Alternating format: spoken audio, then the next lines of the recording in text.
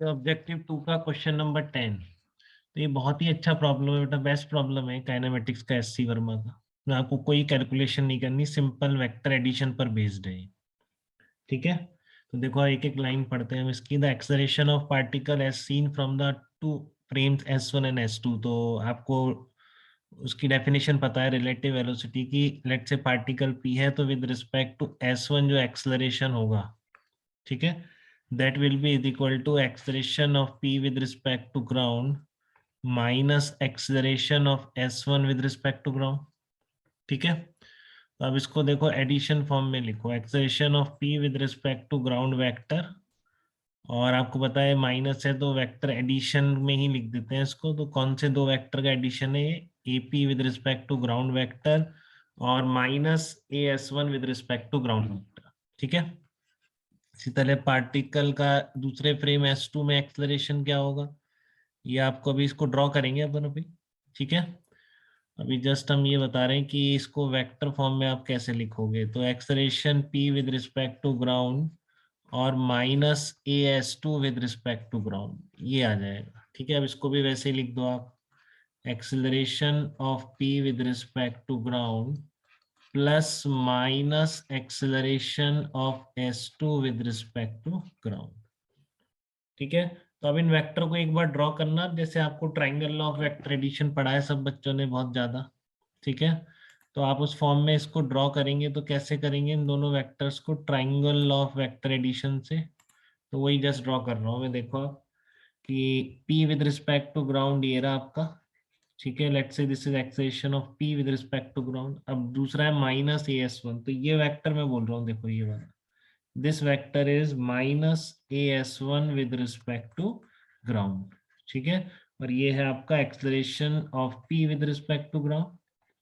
तो triangle law of vector addition से ये आपका हो जाएगा ना एकदम, acceleration of P with respect to S1, और वो कितना दे रखा है? मैग्नीट्यूड 4, तो ये लेंथ हो गई 4 की होगी। ठीक है, कोई डाउट किसी के मन में? ये वाला कितना हो जाएगा? 4 हो जाएगा।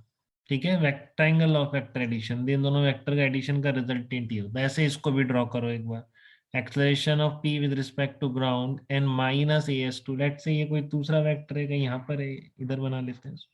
ठीक है, तो ये हो जाएगा minus AS2 with respect to ground vector.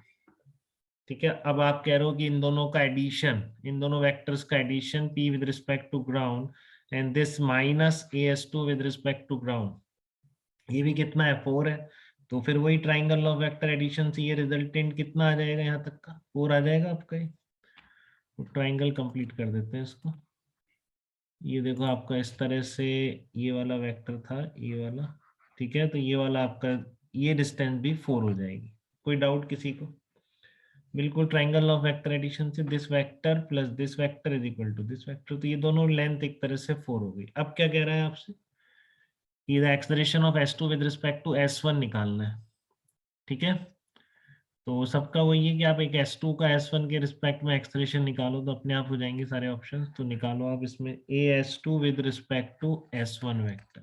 ठीक है, this will be is equal to acceleration of S2 with respect to ground minus AS1 लिखते हैं उसको मैं ऐसे लिख रहा हूँ, plus minus AS1 with respect to ground vector. तो कोई डाउट नहीं है किसी को S2 का S1 के रिस्पेक्ट में एक्सेलरेशन में?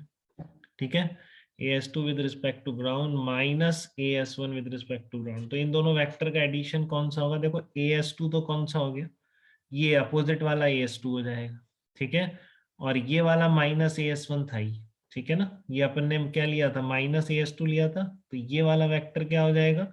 AS2 with respect to ground. इसको वापस ड्रॉ कर लो चाहे से एक बार, इस तरह की सिचुएशन थी। ठीक है ना, ये लेंथ आपकी 4 थी और ये लेंथ भी 4 थी आपकी, इस तरह से वेक्टर बन रहे थे। तो AS2 with respect to ground हो गया ये, और माइनस AS1 पहले से था, तो इन दोनों का रिजल्टेंट क्या हो जाएगा? ये वाली लेंथ हो जाएगी कि नहीं हो जाएगी बताओ? ये वाला वेक्टर, तो ये लेंथ है 4, ये लेंथ है 4, ये ट्राइंगल नहीं बन गया पूरा ये? 4 4 4, तो ये आपका ये है दोनों फ्रेम का रिलेटिव एक्सेलरेशन। लेट्स से इसको x बोल देते हैं।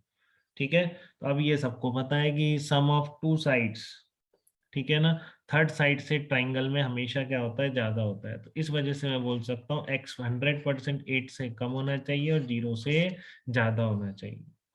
तो the acceleration of s2 with respect to s1 may be anything between 0 and 8 metre per second square. कोई मैथमेटिकल फार्मूला नहीं लगाना है, simple geometry, simple triangle law से आपको दिख जाएगा कि ऑप्शन क्या होगा इसमें, डी ऑप्शन करेक्ट होगा। ठीक है, बाकी सब वही है, frame moving with respect to each other but neither should be accelerated with respect to each other, तो एक्सेलरेशन हो सकते हैं। ठीक है, तो एक डी ऑप्शन ही है इसमें कि एक्सेलरेशन दोनों का, रिलेटिव एक्सेलरेशन दोनों फ्रेम का must lie between 0 and 8, because जो आपका है sum of two sides of triangle must be greater than third side.